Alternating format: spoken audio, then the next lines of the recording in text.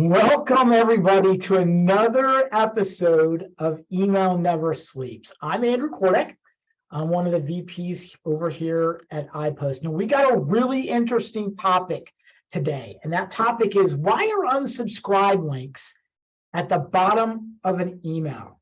And I brought on a really awesome guest, Michelle Norton. She's a solutions architect over at List Engage, and I'll have her introduce herself in a second, but full disclosure for everybody, she worked at my last hitching post at Trendline Interactive when I was the co-founder over there, and I helped recruit her, and she was amazing, but now she's moved on to greener pastures. So Michelle, take it away, do a little bit of an introduction and sort of your background. Yeah, so I've been working in the web space, web design, web development since 1995, and I kind of fell into email in 2015 and have just been, I don't know, diving into that deep well ever since. And I mostly work in Salesforce Marketing Cloud. That's where all that lies. So but yeah, I've experienced across quite a few brands and What's your verticals. typical day as a solutions architect? For those people that, and we hear a lot about solutions architects, what's your typical day involved? So I'm more on the technical side. So for me, it is just I'm usually diving right in to queries and automations and journeys. I'm either fixing something or I'm developing a new thing, or I'm proposing and talking through. Like it's just a cycle of that over and over and over again. So I usually dive right in at the beginning of the day.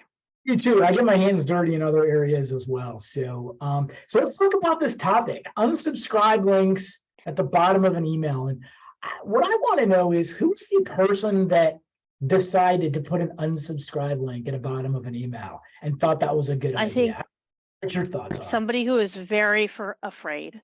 People who are afraid, because in my experience, it's down there, it's hidden, it's tiny. Worst case scenario, it's the same color as the background. Because they're so afraid that people are going to unsubscribe and that's going to hurt their numbers, not realizing if they're going to unsubscribe, they're not going to help your numbers anyway. Like, why are we keeping them on there? And what's really interesting is some brands tried to hide the unsubscribe link by talking about it like manage your preferences. And it is a link to go manage your preferences, sort of an unsubscribe. And what's really interesting is, and sometimes they bury it right in the legalese, and sometimes they have a link, and sometimes you said it's, smaller font, bottom of the email. But I'm wondering, this has been long the industry standard, and it drives me bananas when I see sometimes this stuff at the bottom of the email. I'm curious, as you're a consumer and I'm a consumer too, right? We're trained to go look at the bottom of the email because we're in the business that we're in. Do you think that everybody, or what do you think about like the general person, like people that you talk to, do they know where to go? No, I don't think so. I think the general person looks for the first way. If it's something they don't want, they're going to either hit, if they don't have an unsubscribe button, like for example, the Gmail one where they inserted anyway, they may hit that unsubscribe, but if they're tired of something and they can't figure out immediately where to go, they're not going to read through, or the message is clipped, so many too long messages where they can't even see the unsubscribe, they're going to hit spam. That's what they're going to do to get rid of it. That's another thing, man, right? When the whole email is clipped, right? And you got to open it up to get to the bottom of the email to sort of unsubscribe from it, or at least look at other stuff. It drives me bananas. What's even more, I don't know, troublesome, and I'm curious what your thoughts are on this, is we have people in the industry that, you're right, are afraid of people unsubscribing. But then they get horrible reputations, or the reputations suffer because people are inherently, and I'll admit it, I'm lazy, right? So I'm just like, screw it, hit the spam button if I've tried to unsubscribe from this, many, many different times. Do you think that having it at the bottom is a potential brand damaging thing? And do you think people should move it up in certain places? Like, what would you do? What is a magic wand for me? What would you do? And what would you do? I mean, I would move it up. I would No. stop being afraid of your audience and Mhm. stop trying to just inflate numbers to have big numbers Yeah. and actually Yeah. drill down to the people who care. The people who care are the people who don't hit unsubscribe but may not open every Yeah. time because they're like, oh, well, maybe they'll have something I want to know. Mhm. The next level are the people who open and see what's in there because they see something that is interesting, or they had a thought, oh, I wanted to look into this again, or I'm thinking about buying this now, so maybe I'll look at it now. Right. Then the next level, the people who open it right away because they, for whatever reason, from anything from interest for what the topic is Yep. to people who want the latest and greatest. Yep. And I think those are the people that you need to center on rather than worrying about if they unsubscribe, you're not gonna win them back. Like I think trying to win them back is a losing game. If they want to come back, they will. If they want Yep. to know, they will. You know what's interesting is I've done some experiments, and every time I look at email these days and across all of my accounts, I try to find those emails that have the unsubscribe at the top and unsubscribe at the bottom, right? So like if this email doesn't, whatever, blah, blah, blah, click clear to unsubscribe. And believe it or not, some of the most iconic brands don't have this, probably because they feel like they're an iconic brand. But some of those smaller brands or some of the brands that maybe we don't always think about and talk about in webinars or conferences have this. And I'm curious to know, does it affect their deliverability rates? Does it affect other things? What would you advise somebody maybe to move that unsubscribe up or make it more prominent or put it somewhere else? Like I'm just curious because I have an opinion. Yeah, I think I mean, I would if I had the opportunity to do so. I don't usually have the opportunity at this Right, stage in my career, but right. yeah, I mean, I don't think it hurts deliverability at all. Yeah, yeah, Because what hurts it is if the algorithms can't find it. We know that. We know that if the algorithms right. can't find your unsubscribe, or that hurts Mhm. your Right, deliverability. right. So I don't think putting it at the top would And do and that. a majority of deliverability people, I mean, I know enough about deliverability to be dangerous, right? I'm certainly not an Hmm. authoritative. Is that a word? I don't even know. Anyway, but I am not a world-renowned deliverability expert. I know enough to be dangerous, but a lot of the experts would probably say have it at the top, right? Or have, double opt-in or confirmed opt-in. So you have, all of this. And most brands don't really need it. That's a topic for a different day. But man, oh man, if I'm having issues, right, whether it's complaints, whether it's engagement, part of it is trimming lists and, doing the whole notion of, subscribing to best practices. But you know what? It's okay to put the unsubscribe at the top, especially if you're Hmm. having any issues, because this is all about, and I just spoke with somebody today, we were talking about experience, customer experience, right? And we as marketers know where to go. We as marketers know what we want them to do. Yeah. Consumers, subscribers, readers don't. And the Yeah. more And we give them, the better off we are. yeah, and we as marketers, we tend to write our user stories as the marketer being the user, and we don't think about the user story from the customer perspective. I think that's another Totally. pivot, another topic, that user stories need to be written from the customer perspective, not from the Yeah. marketer. Yeah, totally. Totally. Do you think, and I'm wondering because, I've worked in many ESPs, iPost is an ESP, you've worked in many ESPs. What would you do?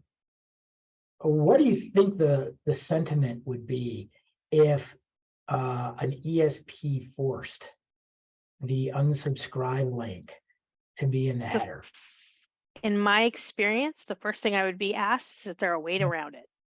Yeah, That would be the first ask I think I would get. And something like that, is there a way around it? Is there someone we can talk to?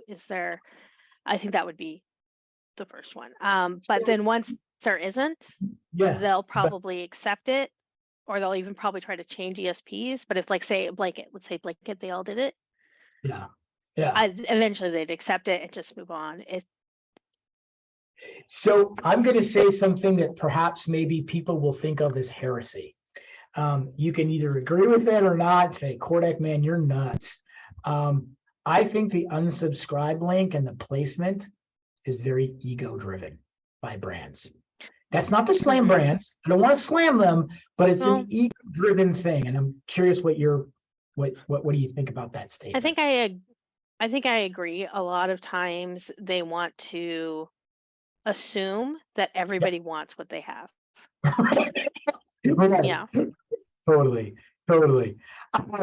So look, let's put a stake in the ground here. If you're a brand and you're watching this and you're thinking about template, footer, header adjustments, unsubscribe placements, what would you advise somebody to do, right? Because we talked about small font, grade, or whatever. What would your best advice be to somebody? And then your final thoughts, and then I'll give sort of what my best advice would be in final thoughts. So what would you take? Where would you go? Some brand, well-known, iconic brand. So honestly, a lot of these brands have a menu type at the top or some kind of bar. I would have just right there. It can be branded. It can be a button. It doesn't have to be huge. Right. It doesn't have to be like big banner, unsubscribe. Just right there on the right-hand side near the top, maybe right under the logo. There is that. That's what I would advise. And brand it. Make it look like your brand. Any final thoughts? My opinion on that, because I'm going to expand on that. That's great advice, right? Yeah. I mean, my final thought is put it at the top. Don't be afraid of, go for the people who actually want your stuff. My advice would be along those same lines. First of all, stop playing hide and seek is the first bit of advice I would have, right? Hiding it somewhere is not going to make you a better brand or get somebody to want to unsubscribe. But we have all this thing called data. You deal with data all day, right? As a solutions architect, you probably are digging into data or working with customers to extract data. If we know that somebody hasn't engaged, whatever you call it, open, click, converted, whatever, in a very long time, you can then take that engagement data and give them the opportunity of the out, right? So call it like a reverse sort of way to get them off your list, like get them to unsubscribe, because it's way better than hitting complaint or just staying on the list and forever and ever and never doing anything. So my advice would be stop playing hide and seek, move it to the top based off of your data, but play with it and see, do my unsubscribes go up? Do they go down? If wherever my placement is, because let's face it, and I think you said it in the beginning, they're going to find a way. Everybody does, right? And they're going to find a way. And the last thing you want to do as a marketer is go, well, what happened? What happened there, right? So I don't know.